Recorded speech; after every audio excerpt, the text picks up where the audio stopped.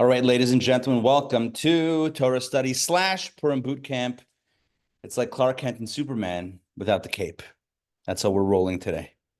All right, so here we go. So usually on Tuesday nights, we discuss the Torah portion, known aka the Parsha. And this year we've been focusing on Rashi. Tonight, we deviate. Tonight, we're not going to look at the Torah portion, which is Kitisa, for those that are wondering. Tonight, we are looking rather... Okay. Yeah, if she jumps on, Quentin, if she jumps on, I'm going to let her. I don't see her. But if she jumps on, I'm ready to go. So tonight we look at, not the parsha, we look at the holiday. We look at the holiday of Purim. Specifically, we're going to engage in a profound conversation related to the book of Esther. So let's go over quickly the holiday of Purim and the story that is found in the book of Esther. So some trivia. There are 24 books of Tanakh, 24 books of Jewish scripture. So 5 books of Moses, the Torah, and then you have the Nevi'im, the books of the prophets, like the book of Joshua, Judges, Samuel 1, Samuel 2, Samuel 3. I'm kidding, there's only 2. The book of Kings, etc. You have all of these books, and then you have Ezekiel and Isaiah and Jeremiah, etc. Then you have the books of scripture, Ksuvim, which is the book of, what do we have? Books of Proverbs and the book of Ecclesiastes and the book of Psalms, etc. Oh, you got some up there? Oh, the writings. So much easier if I could just reference this instead of using my memory. All right. Job, there you go. Good. The book of Esther is the very last book that was officially welcomed into the family of scripture. Number 24 out of 24. It was the last one that became part of the canon of Jewish scripture. And the book of Esther tells a story of Purim, which is the story that we are going to relive and re-experience and celebrate this Thursday night and Friday. So the story of Purim and the story of the book of Esther, and by the way, I hope I'm not giving anything away for those that are waiting for, like, they want to hear it live Thursday night. So big, asterisks, spoiler alert. This is going to spoil the story. But basically, Purim is like any Jewish holiday. They try to kill us. We won. Let's eat, right? Isn't that the story of all the Jewish holidays, right? They try to kill us. We won. Let's eat. That's kind of it. So, hey, good to see you. So that's the story of Purim. Specifically, the drama is laid out in the book, Megillat Esther, the book of Esther. Come on in. Yeah, absolutely. Shimmy on in over. Yeah. So the book is told in the story is told in the book of Esther, where we meet the king. The king, by the way, the English name of the king looks kind of like the name of a dinosaur. Achashveirosh, right? It might be a form of like some sort of Achashveirosh. I'm going to go with the Hebrew. It's way easier for me, at least, to pronounce Achashveirosh. He's the king. He's married to Vashti. He then kills Vashti. Now there's a vacancy for the queen position. Esther, Jewish girl, is chosen as the queen. There's then a decree against the Jewish people. The queen ultimately intercedes. The decree is annulled. Oh, Haman is the bad guy trying to kill the Jews. Forgot to mention the villain. Boo, right, there you go. The decree is ultimately annulled. And the Jews live happily ever after. And Esther is the queen. And the king stays out of the way. And ultimately, the Jews are able to rebuild the second Holy Temple some years later. That's the story. That's the story of the Megillah of the book of Esther. But when you look a little bit closer, you start to notice some details that seem a little concerning, maybe not, a little concerning, a little out of place, a little nonsensical.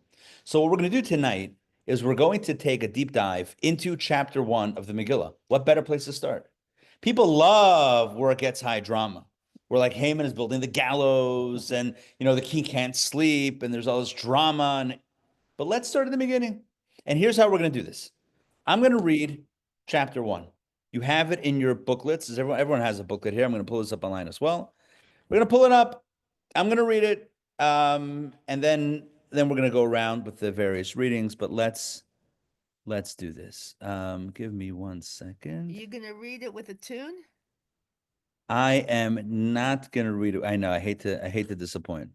I'm not going to read it with the tune, but I'm going to read it from the original. Now, this is not the whole chapter 1. This is most of chapter 1, and coming at you right now. Here we go. Okay, you guys ready? Follow along, please, everybody. Text number 1, Esther, Book of Esther, chapter 1, verses 1 through 8. And it came to pass in the days of Achashverosh, this was the Achashverosh who reigned from India to Ethiopia over 7 and 20 and 100 provinces. For those playing at home, that's 127 provinces. That's a lot of provinces. 127 countries under the dominion of the Persian Empire, all ruled by one man, Achashverosh, the king. Verse 2, that in those days when King Achashverosh had established himself upon his imperial throne in Shushan, the capital. No, it's not a place where you get your shoes shined. Oh my gosh, I went there. In the 3rd year of his reign, he made a feast for all his ministers and servants, the forces of Persia, and many of the nobles and the provincial ministers before him. Hey, good to see you, Sandrine. Welcome. Verse number 4, when he displayed the wealth of his glorious kingdom and the honor of his splendid majesty many days, 180 days. All right, let's pause here for a moment. I feel like the translation slightly wonky because it sounds like one run-on sentence. If I were translating this, I would say basically this guy, he ruled over, I'm like paraphrasing now in my translation. He ruled over a huge area of land. This guy was the bomb. He wanted to show everybody his wealth and grandeur. And so he threw a party that lasted 180 days. Think about the last party that you were at that went more than like a few hours. This was 180 days. This is 6 months of partying. I cannot fathom the amount of everything or anything at that meal. It is just completely absurd. Okay, verse number 5. I feel like even though it's chapter 1, no one pays attention to this. Let me, with all due respect, it's even about me. Who's paying attention to the fact that in the opening chapter of the Megillah, we hear about 2 different feasts that happen? Everyone knows the one feast, 180 days. Verse number 5 tells us about a second feast. He threw 2 parties. It's not commentary. It's straight up in the Megillah. Verse 5, and when the days, and when these days were complete, the king made a feast for all the people present in Shushan, the capital, for great and small alike, 7 days on the grounds of the royal palace's garden. There was a 180-day feast, followed by, for everybody in the whole kingdom, followed by 7 days for whom? The people in the capital, Shushan residents. You guys with me? Mm-hmm. All right, let's continue. There were drapes, verse 6, of white, of fine cotton, and blue, embroidered with cords of fine linen and royal purple on silver rods, and marble pillars, couches of gold and silver upon a pavement of alabaster, marble, pearl, and black onyx. Sounds kind of lavish, right? Listen, if anyone's an interior designer here, get on that alabaster, marble, pearl, and black onyx combo. That actually sounds pretty dope, as the kids like to say. All right, let's continue. And verse 7, he served drink in vessels of gold, vessels of all different types, and the royal wine was in abundance to fit the king's power. Okay? 8, the drinking followed the rule, no coercion. For the king had established that all his house's officers should do as each man desired. Okay? House rules. House rules, no rules. House rules, no coercion. Interesting, right? No food. No, not no food. You're not forced to drink. Yeah. Good. Make sense? Good. I'm going to ask a question right off the bat. Do we need to know, verses 6, 7, 8? is this like, how necessary is this scale 1 to 10 in the whole Purim drama? If you think about like, what's the point of the book of Esther? Do we need to know about the color of the tapestries? The decor. The decor? Yeah. Like, do we need to know about that? I mean, are we like Architectural Digest? Is this going to be like like a feature section on the party? Maybe. I don't know. There's only one thing that caught my attention. They described one of the stone onyx. No, was onyx? Mm-hmm. Yes. Black onyx.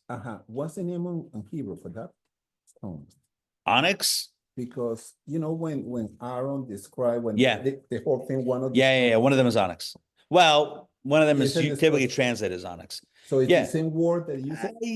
No, it's not the same word. I don't know. There might be a correlation, but that would be, let's hold off on that for right now. Do we need, So, and do then we need to know about the vessels in line 7, the vessels from the Beit HaMikdash?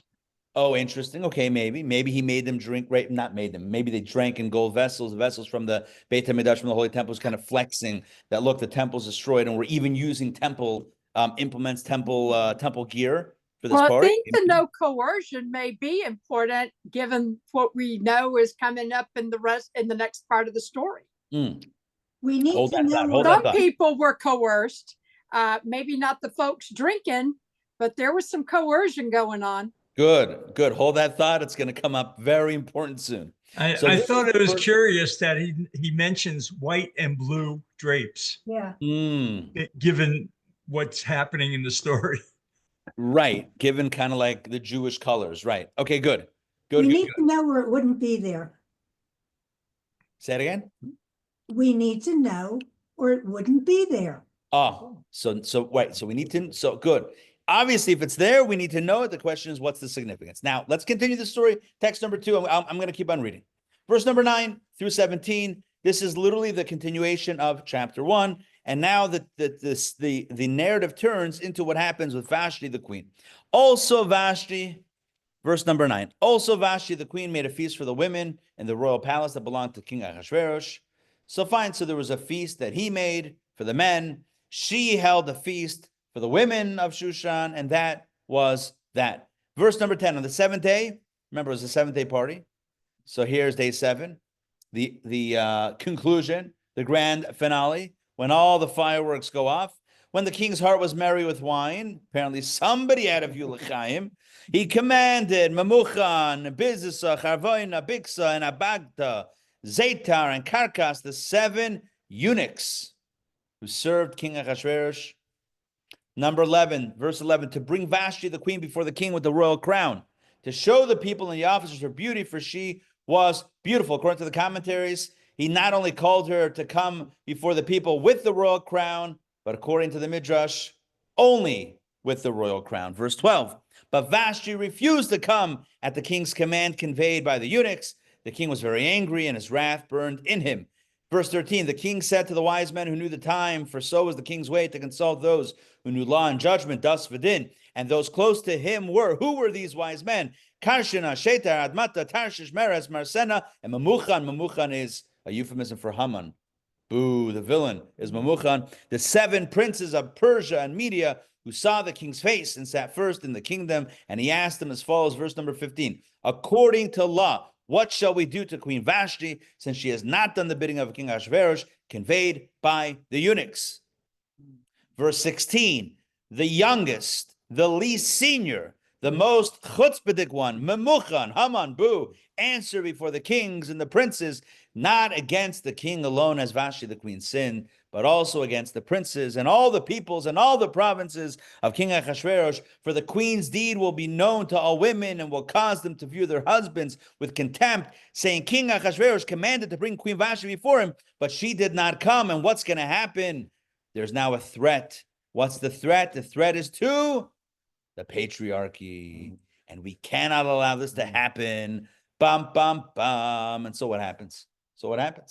Well, the story, unfortunately, here is cut off in our books. Well, who is limited to our books when I have copies? I'm not going to pass it around. You just take my word for it.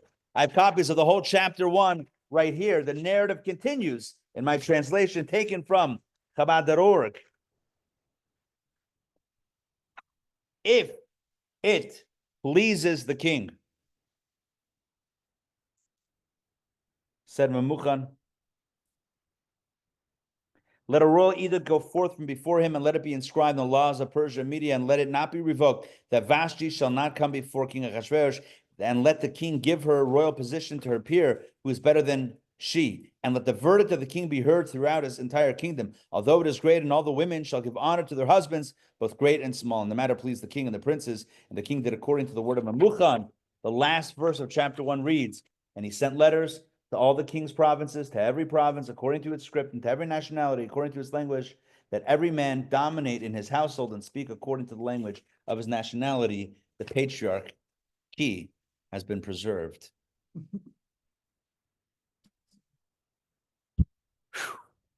Men were so at risk. Tongues in cheek. I mean, like, right, as if. Okay, so that's what happens. And by the way, although it doesn't say it clearly, but the advice was to execute. To find a queen better than she, what was she? Just sent on vacation? Or she was sent to the Bahamas? No. She was murdered. She was executed. And then the next chapter talks about the search for a new queen. Esther is chosen. She's Jewish. She saves the people. Boom. I got a question for you. I feel like we could do this two ways, but I'm just going to go for the question. It's a simple question. It's such a simple question that no one even asked the question. But I'm going to ask the question. I'm not afraid to ask a question that everyone thinks is silly, so no one asks it. I'll be the guy. I'm going to raise my hand and be the guy. Question. Why is the king unsure what to do? Because I was drunk. Huh? Was drunk at the time? What did you say, Lucy? Well, maybe. He was drunk. Maybe he was drunk. What else? How come the king was unsure? Well, wasn't he a general? Was in love. He wasn't really a king. Maybe. No, he was the king. He married No, but Vashti. yeah, but I mean, I understand, but I'm saying he he, wasn't but he, at raised this as a point, royal. what happens later on in the story? What happens when Esther is told by Mordecai, you got to go in and plead on behalf of your people? What does she respond? Do you remember what she responds? You don't have to remember. Text number 3. Yeah, let's read it inside. Let's read it inside. Text number 3. Roberto, take it away. Text number 3. You got it? Yeah. You want to read it? Take it away. All the king's servants and the people of the king's province know that every man or woman who comes to the king, to the inner court, who is not called, there's but no one law for them to be killed. Only those to whom the king extended the golden scepter will live. And I have not been called to come to the king these 30 days. When Esther is told by Mordecai, her cousin, you got to go and plead on behalf of your people, she says, I can't. He hasn't called me. What's going to happen? He's going to kill me. You can't just walk in unannounced, but you can defy his order to show up. That's not punishable by death. Maybe I need to ask this question a little bit more clearly. The law in Torah is, this is Jewish law, Torah's emes and Torah's chesed. A Torah of kindness has the law that if that treason is punishable by death, capital punishment. This is true in every monarchy that ever existed that we know of always had this. Treason, punishable by death. If the king calls you and you don't show up, that's it. My question is, what was he confused about? You could say he was drunk. You could say he was in love. You could say he was confused. He's a fool. You could say he wasn't really, maybe he wasn't really worthy of being a king. He only married into the position. All of these actually are answers that are brought by the commentaries. I will say every single one that I just mentioned, commentaries bring these answers. That's why he was unsure. But we have a different question. We have the question that represents this series of study that we're doing. And it's a question on, you guessed it, Rashi. Because Rashi is committed to answering the obvious questions. This is an obvious question. The question of how come he didn't know what to do with his wife who doesn't show up? In the spot, yeah. Rashi should address it. Rashi doesn't address it, which leaves us wondering, what does Rashi know that we don't know? Or what did Rashi already tell us in the first 10, 12 verses of chapter 1 that we should already have the answer as to why Achashverosh had to consult with his band of merry advisors. 1 second, understand the question. The question is, the king calls the queen. The queen says, I'm not coming. At that point, the king says, what do I do? How do I deal with this? How do I handle this? My question is, what do you mean, how do you handle this? There's one law for high treason, and the rule is execution. What's the question? It's not a question. It gets even worse. What's Memuchan's answer? What's Haman's answer? Lo yala melech levadai. It's not only the king that was aggrieved, but what's going to happen? What's going to happen is that every wife is going to dishonor her husband. You know what he's essentially saying? It's not really so bad what she did to you, but you know what's going to happen to me, to my house, to my family, my wife? Understand what's happening here? That's also treason. To downplay what happens to the king and make it about you? That doesn't even make sense. Can you imagine? He The king is wasn't a saying, descendant of royalty.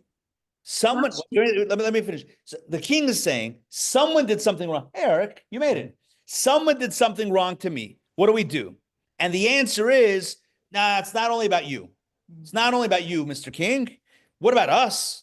What about the people? You're putting the people in front of the king. You're putting the honor of the people in front of the honor of the king. That doesn't even make sense.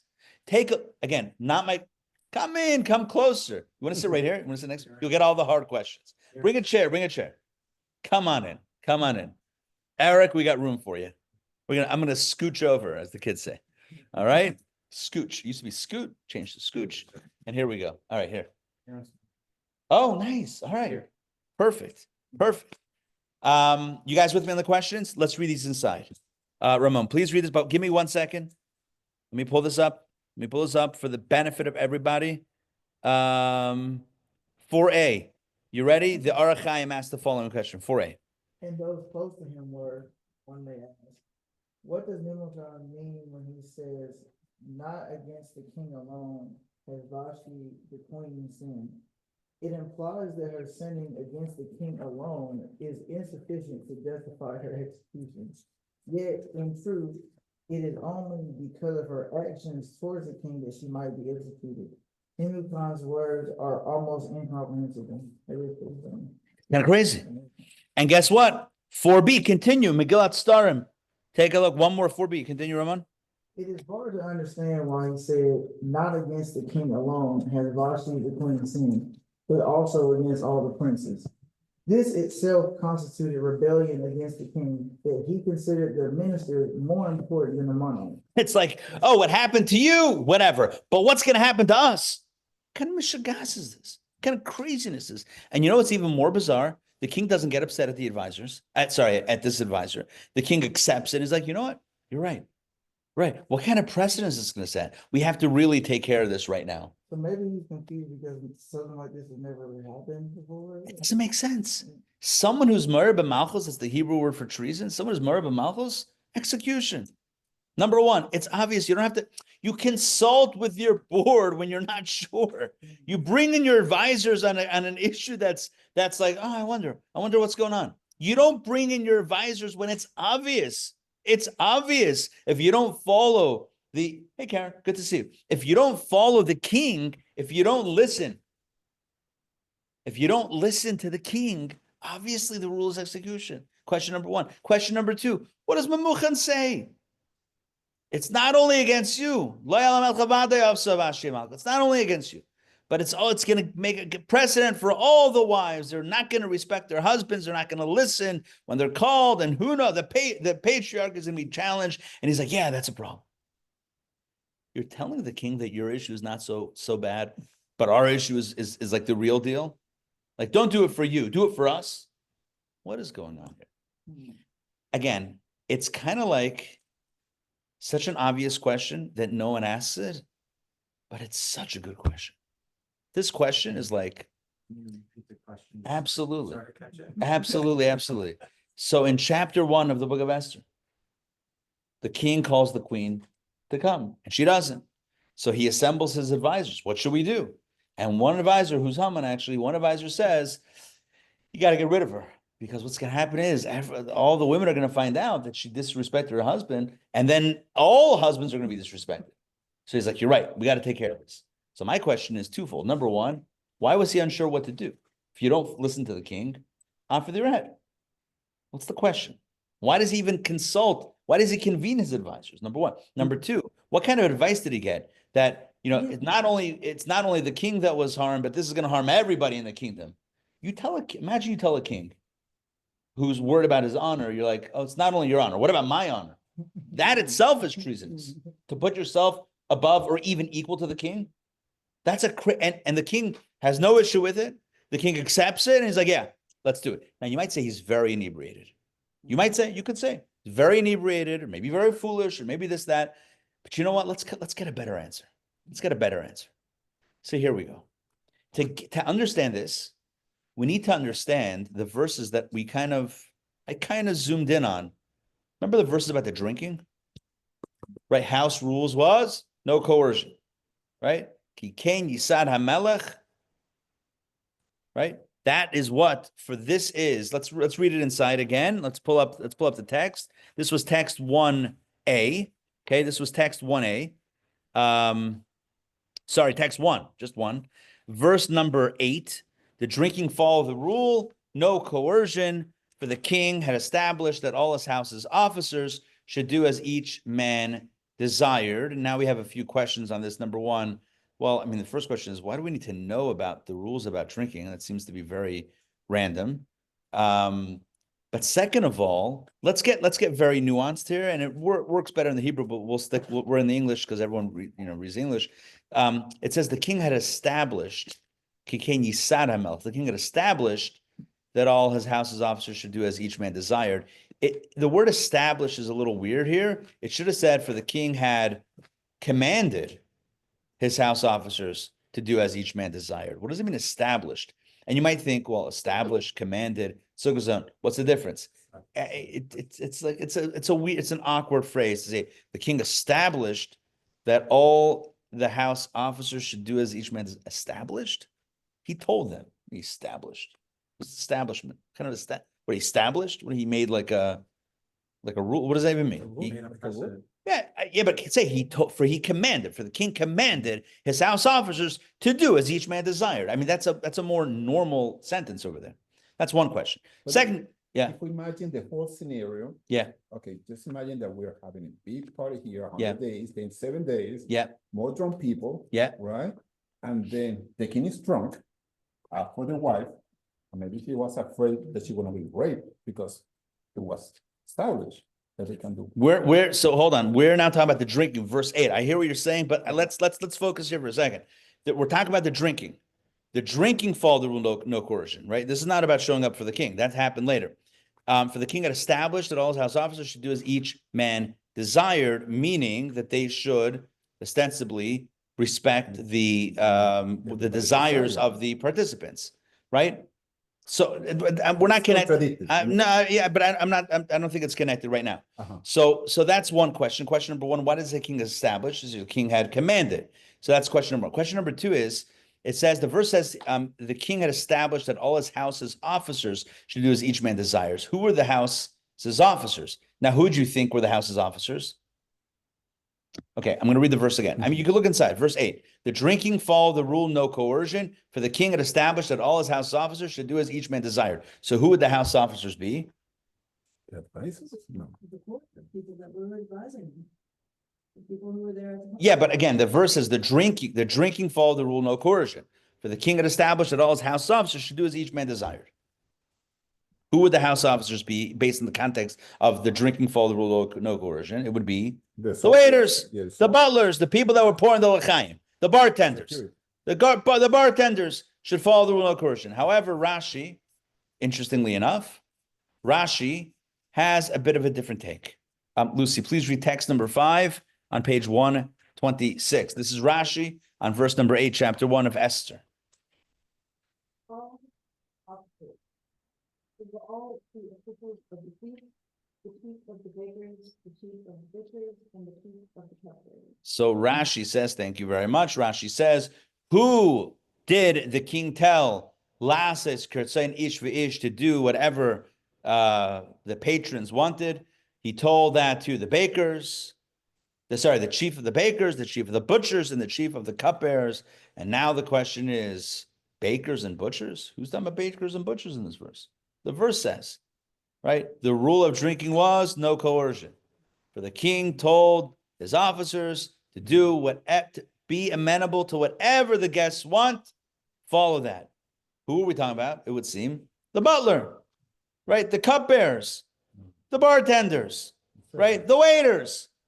Who's talking about bakers and butchers?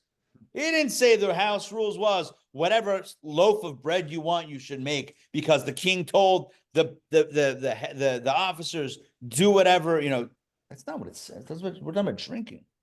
So why would Rashi start to introduce two other officers? These are technical questions, I understand. And we could ask more questions. But at the core of this, what the questions drive us is to come to a recognition that something else is happening. Because really, you could ask the overarching question, which is, why do we need to know any of this? Why do we need to know that the house rules or that there's no rules, there's no coercion? Why is that important? And so we come to this conclusion. Rashi in text number 6 gives us an incredible point of contrast. Adrian, please read text number 6. Rashi, again, on the very same verse, verse number 8, on a different word, on the word kedas, follow the rule, he writes the following. Take it away, please. The drinking follow the rule. Some place force guests to drink from a large vessel, and some are only able to drink at all with difficulty. But here there was no coercion. So Rashi is telling us, thank you, Rashi is telling us something very important. In ancient Persia, if you were invited to a royal feast, you might encounter something uncomfortable. And what is the uncomfortable thing that you might encounter? You might encounter, hey, Lisa, good to see you. No, the all new class, absolutely. We don't repeat. Typically, we don't repeat. All right. I know what I taught last year, and trust me, this is very different. Although it's also about, the same characters and drinking, but it's. Is it part 2? So, in ancient Persia, if you were invited to a feast, pass this, please. Thank you. In ancient Persia, if you were invited to a feast, there was a rule. Typically, many feasts had this rule. If you poured it, you had to drink it. Think about, I'm trying to think of a good context. Think about you go to someone's house, like a big macher, like a formal situation. And they put food, let's just use another example. Put food on a plate in front of you. What are you going to feel like? You got to eat it. Or you'd be like, I don't like it. You don't feel disrespectful. Yeah. But it transcended disrespect. It became almost this rule by many of the feasts, certainly royal feasts, that you had to drink what you were poured. This turned into a cottage industry, as we'll see in a second. Sandrine, please read the very next text, which is text number 7, which is on page 127. The Medrash says the following. This is fascinating. Instead, the Persian had the custom of serving wine in an enormous cup holding 5 measures, called pika. Even at the risk of death or madness, you could not return it. You had to drink it. The cup bearers grew rich from this, as guests would bribe them to avoid self-distress. Achashveirosh, however, let no such cup appear at his feast, as it says no coercion. Now we understand what the Megillah, what the Book of Esther is telling us. Typically, Persian feasts had this cup, the pitka. The pitka, called because it was like a bottomless pitka. I'm kidding. A beverage. Persian word, right? Massive amounts of booze, of alcohol. And you can imagine the wine then was probably very heavy, right? And people would die sometimes from drinking this amount. And so you would bribe the waiter to not fill it up. It was like a cottage industry. Because if they filled it up, you had to finish it. So now this is what Rashi's helping us understand. That's a medrash, but that's what Rashi's referring to. So now that's what it means when the Megillah says, "V'hashtia kedas ein oines." And the law of the rule of drinking at this party was ein oines. You're not going to be forced. You could drink however much or however little you wanted. And then the verse continues, Ki kain tziva hamelech, because so did the king, Ki kain yisad hamelech, because so the king established. La'asais kirtzain ish ve'ish, to do as everyone wanted. Meaning, give the people what they want. Don't give them what they don't want. You with me on this? Yeah. This is the 7-day feast. No, this is the second feast. This is the shorter one. Force them to drink, so this is. Correct. But this is the show, not the big one. Right. So typically you were forced. The 7-day feast, the king says, new rules. What are the rules? No rules. Let me break this down for a second. I think it's very important. There's two, if you're trying to show off at a feast.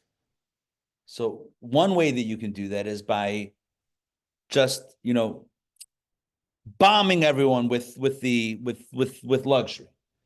Food but it's choreographed. You're gonna eat this, you're gonna drink that. Everything is has anyone ever been to a tasting a thing where they do like 10 courses? You ever do that? Like a tasting meal or something? 10 courses, right? They bring out the first course and it's a starter with a this and that, a little plate and a this and that with a drink. And you eat it, you drink it, they explain it, you bring out the next one. It's a whole thing, the expectation is you're gonna eat what you're served. Why? Because that's what's going on here. Achashveirosh comes up with this novel concept. And it seems like it was an anomaly at the time. And you know what it was? You show up to the party and you decide what gets served. Can you imagine? It's kind of like my kids with dinner. It's like, here's what we're having. Can I have this? Sure. Right? But it's like this type of like autonomy. You see, there's two ways to express luxury. One is by putting together like a lavish menu, like here's an incredible menu. The other way is to say, you know what? We can do anything. Whatever you want, we got it.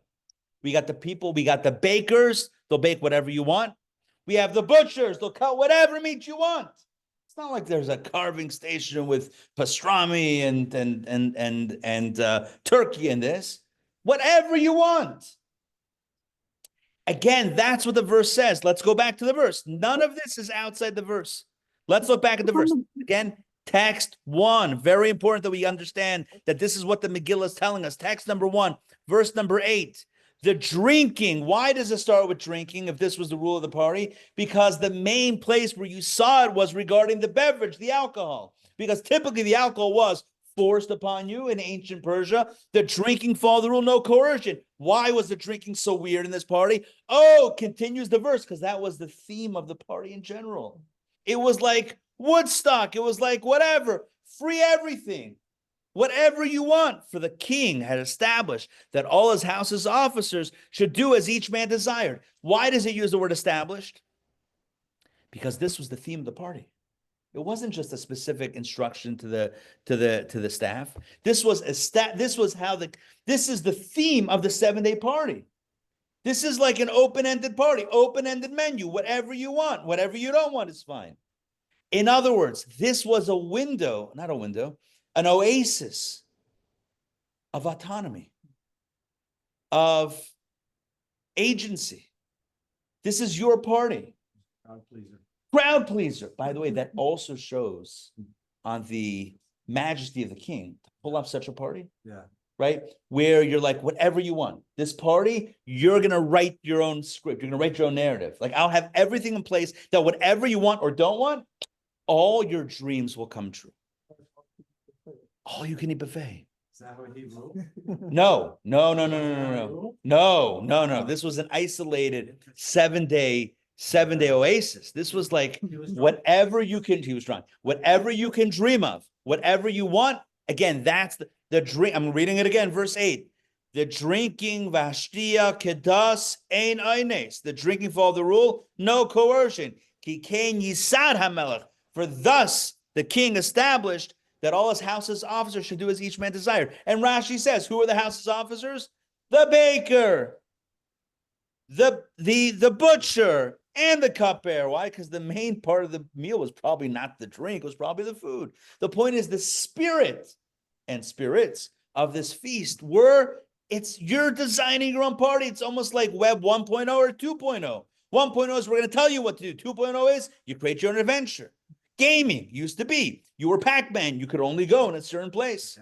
I just finished a podcast on Atari. Oh my gosh, epic. Okay, Is that would this the one require that the Jews went to? Huh? Is this the party that the Jews went to? Yes. So they had the option not to eat or drink. Correct. They Correct. screwed up. Yeah. Good. Also, right. But we're not focusing on the Jews right now. But you are correct. This was Web 2.0. This is now you have control. This is gaming 2.0. You create your own adventure. Open-ended world. This is Minecraft.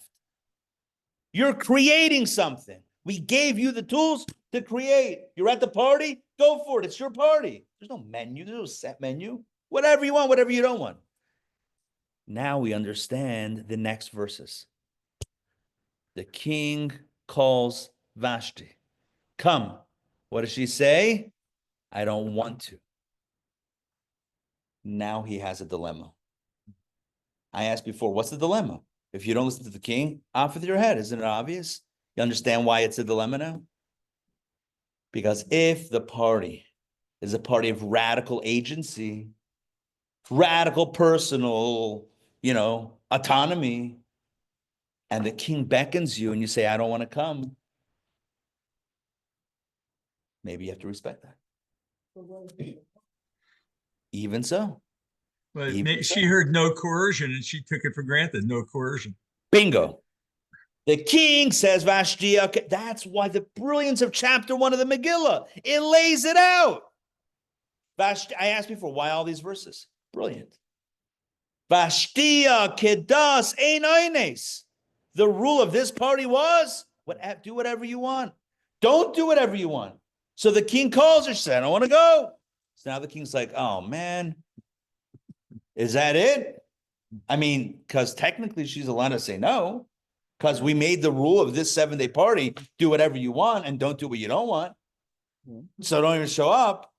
Or, I don't know, or maybe she crossed the line because maybe that was only to the participants of the party, but not to the queen. Or maybe that was, I don't know, for a whole reason. Now we understand why he brought it up to his advisors. Now we understand the argument that Memucan made.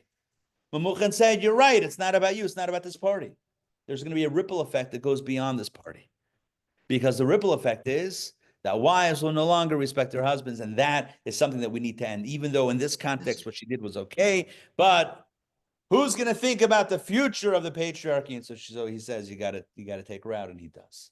But Rabbi. And why that was chutzpahdik, well, of Memucan, why that, I'm not justifying the answer, by the way, by any means. I'm just saying, right, because that was still like a twisted premise, but we understand at least the story, why the king wasn't certain about what to do, why the advisor came and said, it's not about you, it's about the bigger picture, because if it was about him in this narrow picture of the 7-day feast, she actually did nothing wrong, because the spirit of this feast was radical freedom. In a spirit of radical freedom, she chose not to show up, well within her grounds not to do so. So what does all this mean? What is all this? Yeah, Jay. Rabbi, so first of all, Jay, welcome back. Oh, thank you so much. It was wonderful. It's good to see you. Last time I saw you with pictures of elephants. It's one thing that he commanded her to come to the party, but he commanded her to come naked. So lo beged. The interesting part is the word beged is clothing, but it also means betrayal. Good. Baga, right, betrayal, treachery. The point is, he's asking her to do something she's uncomfortable with. So she says, no. So you say, well, it's an obvious execution. Not so fast. The whole theme of this party was, if you're not comfortable, you don't have to. You don't have to drink. You don't have to eat. Eat what you want, drink what you want. So maybe show up when you want, don't show up when you don't want. Maybe this is kosher. That's why he had to ask, what's the lesson for us? Let's get a takeaway message. So now we have a beautiful window into understanding the twistedness of chapter 1 and the story of the king. Great, now we understand. What does it mean for us? There's an ancient teaching. We know that God's name doesn't appear in the book of Esther. But there's an ancient teaching that says that anytime the Megillah, the book of Esther, uses the word Hamelech, the king, you could read it two ways. Either Achashveirosh or God. Now, if it says Achashveirosh, if it says his name, then ups. But if it just says Hamelech, then who made that rule? I didn't make that rule. The Medrash makes the rule. The Zohar Kabbalah makes the rule. If you want to see the rule inside, I'm going to read now just very quickly. The rules are found in text number 9a. Midrash Esther Rabbah says, Rabbi Yudah and Rabbi Levi said in the name of Rabbi Yochanan, every time the Megillah says King Achashverosh, it refers to King Achashverosh. But every time it simply says the king, it can be read as referring to God or Achashverosh. 9b, the Zohar Kabbalah says in every instance of just the king, it refers to the Holy One, blessed be he. There, it's not even tentative. It says clearly it's referring to God. Well, guess who throws this feast? We'll translate it now in our case. Guess who throws the feast, this radical freedom feast? The king. Which king? Well, it happened with Achashverosh, but it's also a message that the story of Purim happens at a time of radical freedom for the Jewish people. To explain, at the giving of the Torah at Sinai, the Jewish people agreed to accept the Torah. But as the Talmud says, it's almost like God was holding a mountain over our heads. We were coerced, not out of fear, but out of love. We were love bombed. We were whisked away. We were, imagine date one, first date, guy picks you up or whatever, takes you to Paris. Date two, to Venice. Date three, to Rio. After 4 or 5 of these dates, do you love me? Of course I love you. Well, hold on. What do you love? Maybe you love being loved. God took us out of Egypt, brought 10 plagues on our oppressors, split the sea for us, and gave us, the most incredible gifts, food from heaven, and says, do you love me now? Of course. Do you want the Torah? Absolutely. But what were we saying yes to? Did we really accept it? Or were we love bombed? So the Talmud says that God was holding a mountain, as the Alter Rebbe explains in Torah, look at the Torah, God was holding like a mountain of love over our heads. It was too much, so much love, we couldn't have said no, even if we wanted to. But what happened with Purim? Times of Purim, it was dangerous to be a Jew. Every reason was to run away from Judaism. Now we had a choice. For the first time, we had a choice. Do you want to stay involved and maybe, face peril? Or you could walk, you could walk away. There's nothing forcing you in. You could totally walk away. This is the feast that the King, God Almighty, made for us, times of Purim. It says, if you want to be Jewish, if you want the Torah, I'm not going to force you into it. In fact, I may be almost forcing you away from it.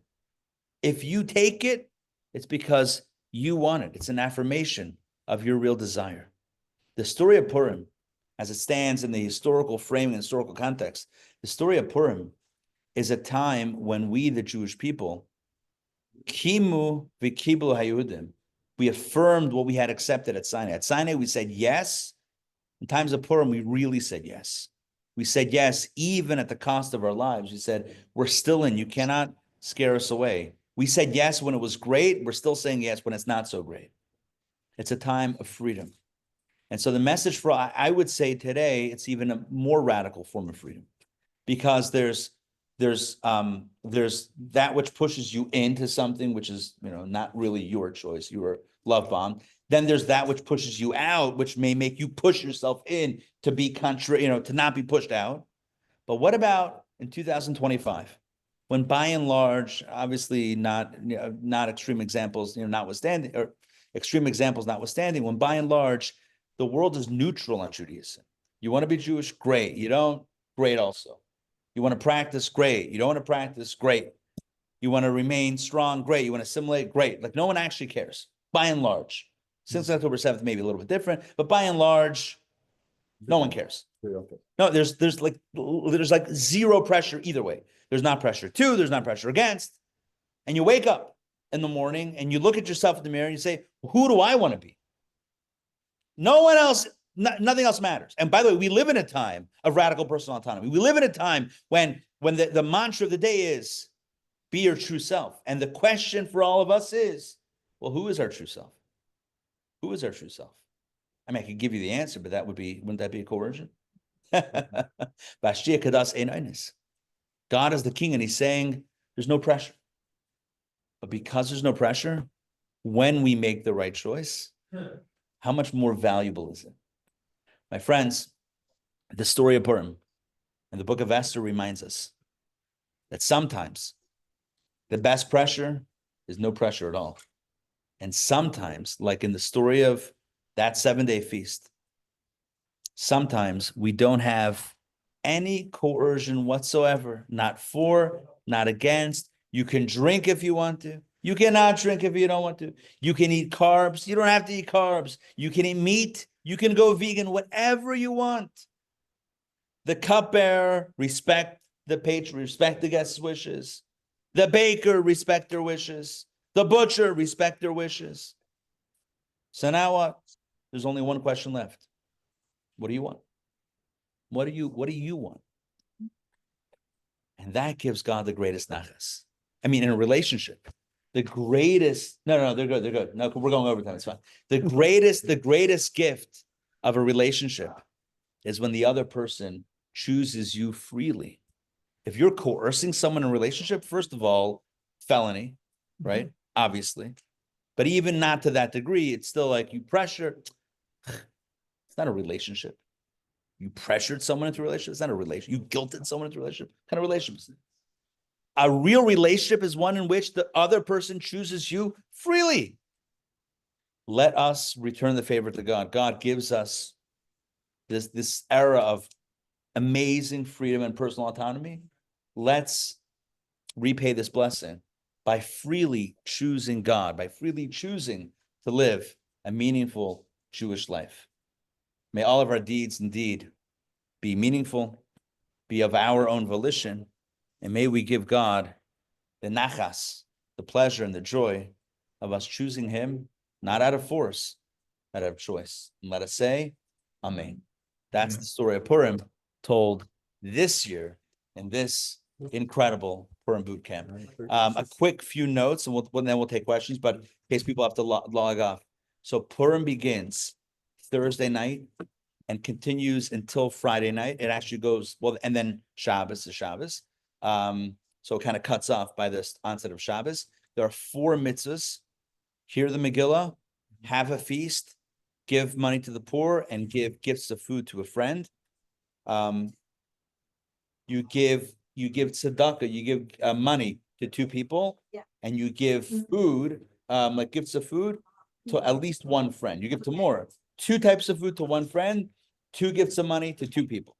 So it's a little bit, you have to, and then a feast, and you hear the Megillah twice, one in the evening and one in the daytime. The fasting is Erev. The fasting is Thursday. The fast of Esther. First the fast of Esther, and then the feast of Esther. The next day. That's all they. Correct. Right. It's Thursday morning, like at sunrise-ish until sunset, basically. Yeah, it's like that's like not the 24 hours, it's like a half a day. Yeah, and you break with some, and then you hear the Megillah, you break with some Hamatashin, and the party begins. Yeah. Every 30 minutes, what, 45 minutes? I don't know every 30 minutes, but check your local listings.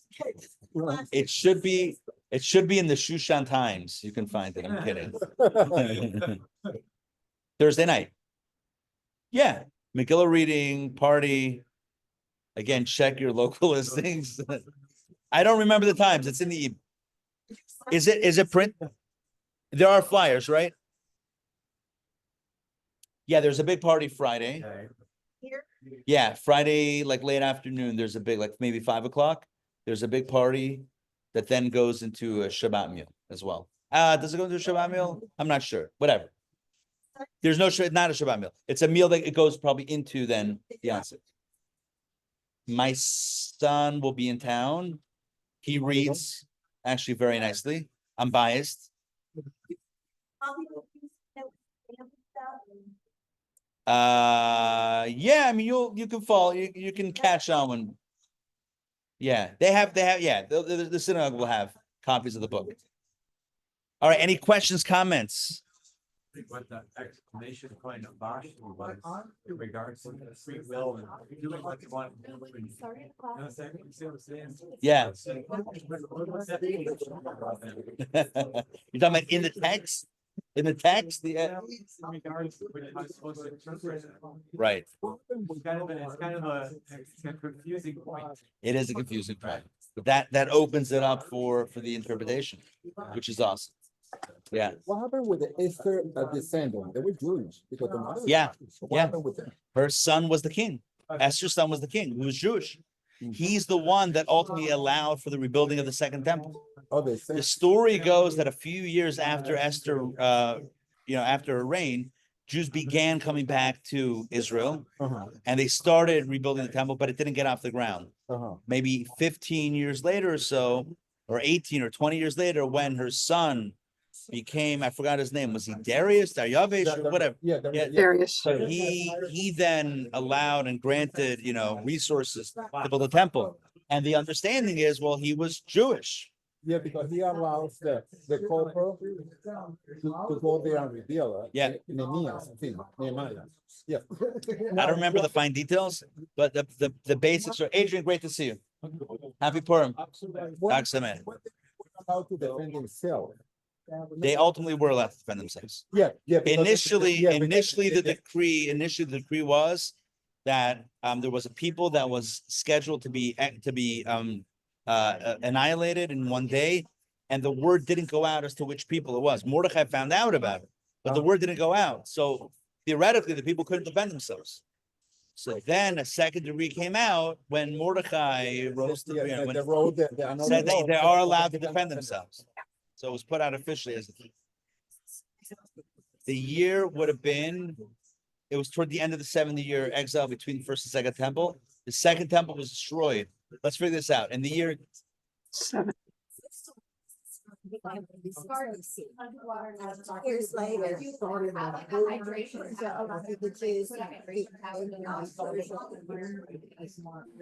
it would have been approximately 2,500 years ago. Approximately 2,500 years ago. Remember, there's a dissonance between the Jewish dates and the secular dates on this stuff. Remember, there's like a bit of a 100-year gap. So I don't know how to reconcile that. Most historians can't figure that out either. Right. It's approximately. The second temple with was already process back in Israel. Yeah, I don't know exactly how to reconcile that, but it would have been approximately, the story takes place 2,500 years, give or take. So how come the history repeats itself? Like now, it's like repeating like History always repeats itself until we get it right. Yeah, because now it's like coming more persecution. I don't have the answers to history. I barely have the answers to where my keys are. Just kidding. Since I truly experienced your teaching style in comic books. Yeah. I could not explain it to Karen. Oh. I figured now she got a real taste, a full taste of it. Yes. She gets, Well, we got a little bit. And she's blown away. Good. That's how we like all I wanted to it. tell you. That's how we like it. By the way, we're doing a mini course starting next Wednesday. I don't know if you got, it's like I'm going to send out an email tomorrow. It's like an analysis of its topical cases using Talmudic wisdom to kind of figure out. Yeah, it's gonna be a lot of fun.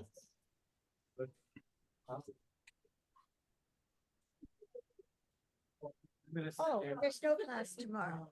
No class tomorrow. It's starting next week, a week from tomorrow. Yeah, we're off tomorrow. I'm gonna send you the wording for our sponsorship. Yes, and send me the date and the wording, everything. She was gonna write it for me, and I said no. I thought of it, I want to write it. No problem. I'll let you, whatever you guys want, I got it covered. So How do we have two names? The readings on Thursday, I gotta check the email. Honestly, I'm relying on checking the email, which sounds like a kind of not a great way to do this schedule.